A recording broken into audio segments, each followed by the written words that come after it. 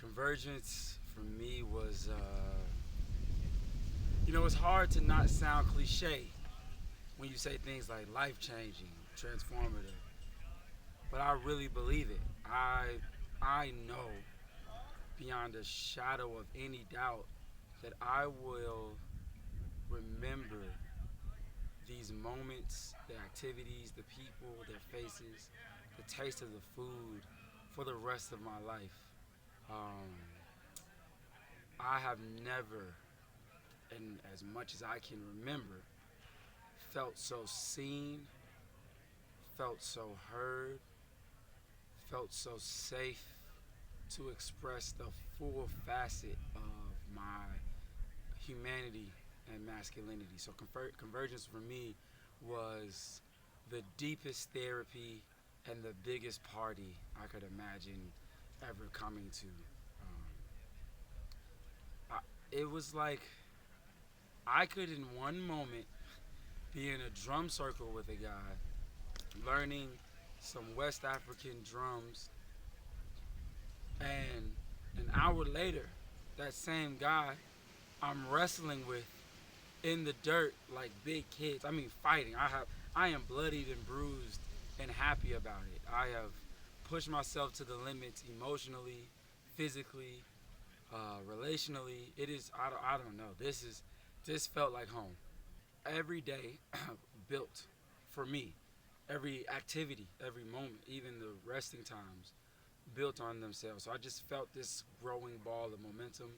The sweat lodge and the ritual around the sweat lodge and it being pitch black and so hot and the music and the drum feeling like the heartbeat and just rebirth contrasted with the ice pool and being like in freezing water early in the morning when it's still like, I don't know, 40 degrees outside it feels like, and just no clothes on and I'm just learning to control myself, dealing with not just issues, but even joys and pleasures around sexuality, around clarity of communication, some of the tools and techniques I have never seen before, but I felt like the facilitation was so clear and present that I already have not mastery, but a very strong awareness and sense of how to use them just in my everyday life when I go back home.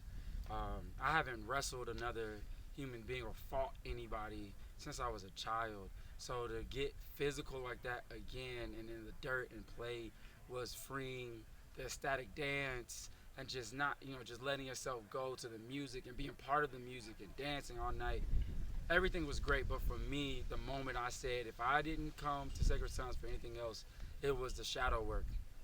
I had never done anything that intense, that vulnerable. I'm a pretty open, emotionally aware person, so it's easy for me to feel like I've done work because I can say I'm very sad right now or set a boundary, I'm upset. This was deeper to have men together and we're just there to support each other one at a time and to allow that person to get drawn out of them whatever may come and to respond in love. And so it was a deeply emotional time for me. I was free to express myself with tears, with screaming and yelling, with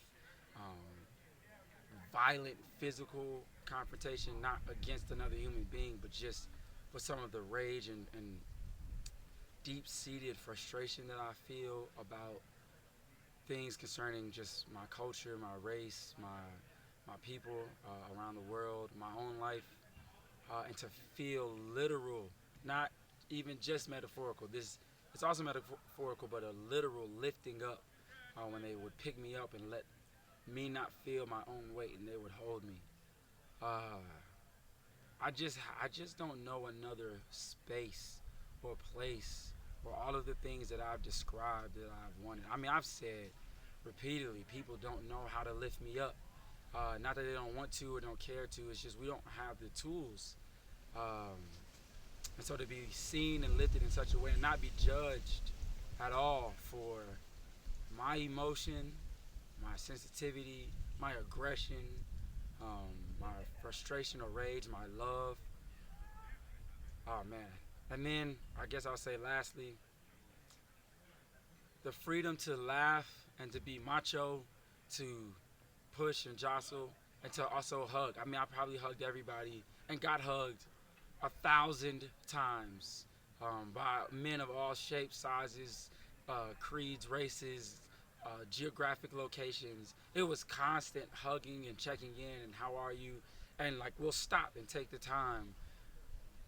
Man, I could go on and on. The Fathers Council in the cave with other fathers from around the country and around the world, from people like me who have kids about to be teenagers to grown kids to fathers expecting, and just sharing more than just you got this, man, but real concerns and fears and dealing with our own relationships to our fathers and grandfathers or lack thereof, and how we bring that to our relationships today, and honoring our mothers and the role of mother as becoming men and even being birthed into this world. This has been, I just know, and it's not even dramatic.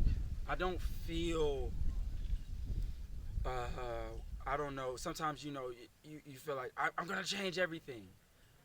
This is like I am changed, and I'm just going to live as this changed, free man who is in control of himself and the world around him.